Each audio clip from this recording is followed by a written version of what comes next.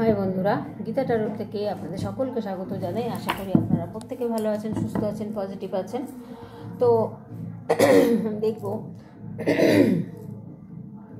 কোন সত্যিটা আপনার মানুষটি আপনার থেকে আড়াল করেছেন বা লুকিয়েছেন। কোন সত্যিটা আপনার মানুষটি আপনার থেকে আড়াল করেছেন।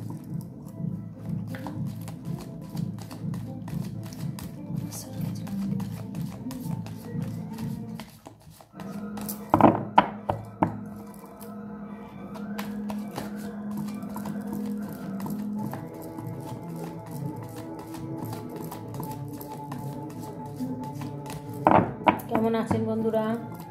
আশা করি ভালো আছেন প্রত্যেকে। আমিও ভালো আছি। আপনারা সবসময় পজিটিভ থাকবেন। ভিডিও দেখার আগে কিন্তু লাইক করে নেবেন, তাহলে কিন্তু আপনার এনার্জিটা কানেক্ট হবে। এটা কিন্তু খেয়াল রাখবেন, এটা করতে হয়, না করলে কিন্তু আপনার এনার্জির সাথে আসবে না। কোন সত্যিটা আপনার মানুষটি আপনার কাছে আড়াল করেছেন বা গোপন করেছেন।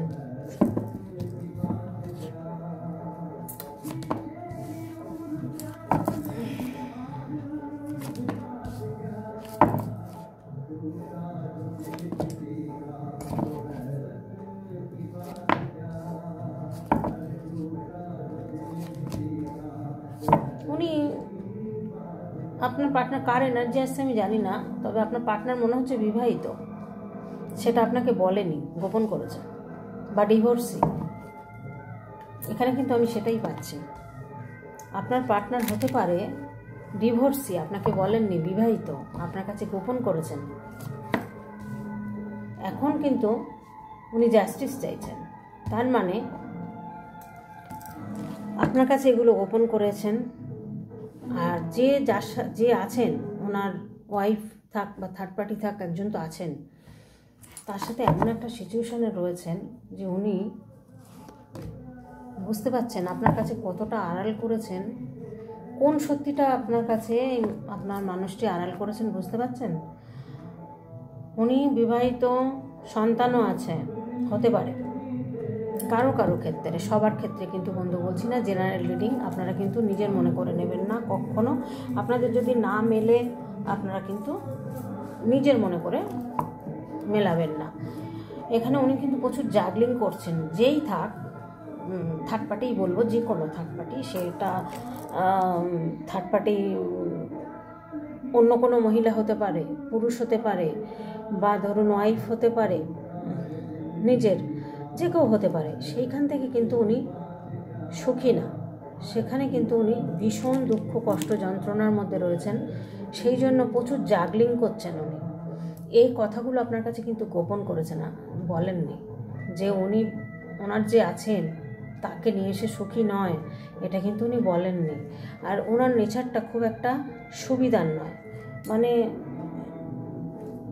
নাহলে দেখুন, উনি যদি বিবাহিত হয়ে থাকে, তার ওয়াইফ আছে, যদি ডিভোর্সি হয়েও থাকে, থার্ড পার্টি আছে, আবার আপনার সাথে, আবার আপনার কাছে থাকাকালীন আরেকজনের সাথে রিলেশন হয়েছে। এই যে জিনিসগুলো করেছেন উনি, এই জিনিসগুলো আপনার কাছে সবটাই গোপন করেছেন, সবটাই লুকিয়েছেন। উনি অনেকের সাথে রিলেশন করেছেন, কিন্তু আপনার কাছে এসে হয়তো ধোয়া তুলসী পাতা বলেছেন। ঠিক আছে, উনি ধোয়া তুলসী পাতা, উনি ভীষণ ভালো মানুষ, এরকমই প্রমাণ করতে চেয়েছেন আপনার কাছে। অর্থ আছে ওনার, অর্থনৈতিক অবস্থা ওনার ভালো। উনি কিন্তু, তবে হ্যাঁ, আপনাকে যে মনে করছেন না তা নয়, আপনাকে কিন্তু মনে করছেন। আপনার কাছে গোপন করেছেন ঠিকই, কিন্তু আপনাকে ভালোবেসে ফেলেছে, কিন্তু আপনার কাছ থেকে অনেক কিছু গোপন করেছে। আর সেটা আপনি জানতে পেরে হয়তো আপনার সঙ্গে সম্পর্কটা নষ্ট হয়ে গেছে, যে সেই কারণে যে ওনার অনেক রিলেশন আছে, সেটা আপনি জানতে পেরেছেন। জানতে পেরে আপনি রিলেশনটাকে হয়তো কেটে দেওয়ার পরে এখন কিন্তু উনি থার্ড পার্টি যে আছেন, ওনার ওয়াইফ থাক আর বা থার্ড পার্টি যেই হোক, সেখানে কিন্তু উনি সুখী নয়। উনি কিন্তু একটা হ্যাংম্যান পজিশানে রয়েছেন, উনি জাগলিং করছেন, উনি খুব কষ্ট পেয়েছেন। তা আপনার কাছে মিথ্যে কথা বলা, আপনার কাছে গোপন করেছেন, আড়াল করেছেন যে জিনিসগুলো, সেগুলো হয়তো এখন চাইছেন যে এখান থেকে বেরোলে আপনাকে হয়তো একটা আবার আসতে পারে। কারণ যেহেতু জাস্টিসের কার্ড এসছে, এখানে 9 অফ পেন্টিকেলসের কার্ড এসছে, তো আপনাকে কিন্তু একটা খুব সুন্দর মানে ভালো ভদ্র ঘরের মেয়ে বা বউ আপনি যাই হন, সেই হিসেবে দেখেছেন আপনাকে, বা আপনার কথা কিন্তু ভুলতে পারেননি উনি।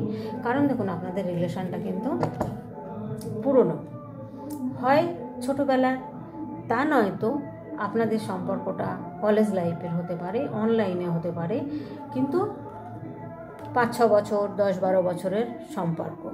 এই সম্পর্কটা ভোলা এত সোজা নয়, যার জন্য উনি যার কাছেই যাচ্ছেন না কেন আপনাকে কিন্তু ভুলতে পারছেন না।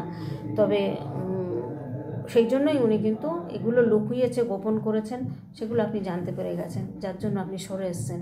সেই জায়গা থেকে উনি কিন্তু এখন ভীষণ যন্ত্রণা বা কষ্টের মধ্যে রয়েছেন, প্রচুর পরিশ্রম করছেন, পরিশ্রম করে কিন্তু একটা ভালো পজিশানে এসছেন, অর্থনৈতিকভাবে ভালো পজিশানে এসছেন, কিন্তু মনের দিক দিয়ে উনি কিন্তু ভালো নেই। উনি কিন্তু ভীষণ মনে করছেন যে আমি ঘরের মধ্যে যেন আমাকে কেউ আটকে রেখে দিয়েছে, আমার দম বন্ধ হয়ে যাচ্ছে, উনি কারোর সাথে কথা বলছেন না, ঘরে দরজা আটকে বসে আছেন, এরকম সিচুয়েশান কিন্তু ওনার চলছে। এরকম একটা জায়গায় কেউ হয়তো অফার করছে, কিন্তু উনি সেই অফারটাও দিকেও তাকাচ্ছেন না। অনেক অপরচুনিটি হয়তো ওনার আসছে, কিন্তু উনি সেদিকে দেখছেন না। কারণ কি, ওনার মনে কিন্তু সেই জায়গাটা কিন্তু একটু হলেও তো মানুষের মধ্যে, যত খারাপ মানুষই হোক, চোর গুন্ডা বদমাশ ডাকাত যাই হোক, তাদের মধ্যে বিবেক বলে তো একটু হলেও হয়তো কাজ হয়, মনে হয়। কারণ সেই বিবেকটা ওনার কাজ করছে, যার জন্য কেউ অফার করলেও এখন উনি সেদিকে আর দেখছেন না। কারণ যেগুলো আপনার কাছে গোপন করেছেন, যে থার্ড পার্টি থাক বা ওনার ডিভোর্সি হোক বা বিবাহিত বউ হোক, সে খুব ডেঞ্জারাস, কিন্তু সেই ডেঞ্জারাস জায়গাটা কিন্তু উনি দেখে নিয়েছেন। সেই মুখোশের আড়ালে, মুখোশ পরা মানুষটার আড়ালে যে আসল মুখটা, সেটা কিন্তু উনি বুঝতে পেরে গেছেন। সেই জন্যেই কিন্তু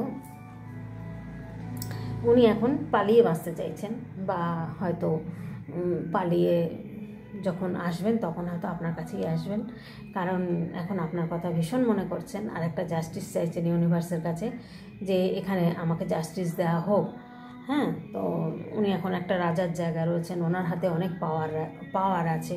পার্টি পলিটিক্স করতে পারেন আপনার পার্টনার, এটাও কিন্তু হতে পারে।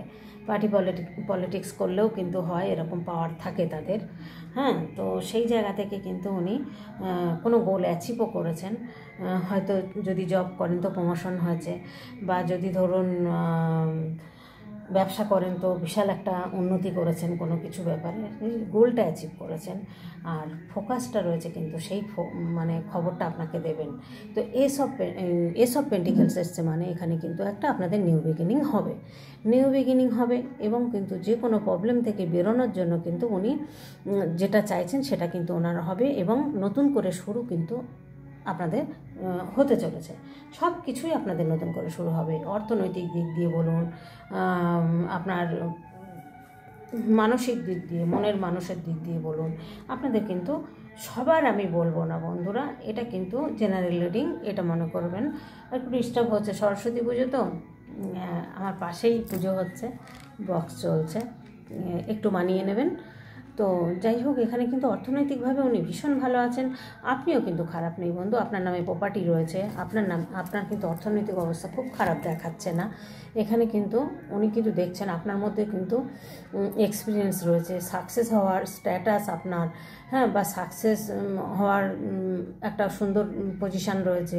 আপনি কিন্তু খুব হার্ড ওয়ার্ক করতে পারেন, আপনি মহিলা হন বা পুরুষ হন, আপনি কিন্তু একটা হার্ডওয়ার্ক করতে পারেন, এবং কিন্তু একটা পজিশানে ডিসিপ্লিন মেনে আপনি এমন একটা পজিশানে যেতে পারেন যে একটা সুন্দর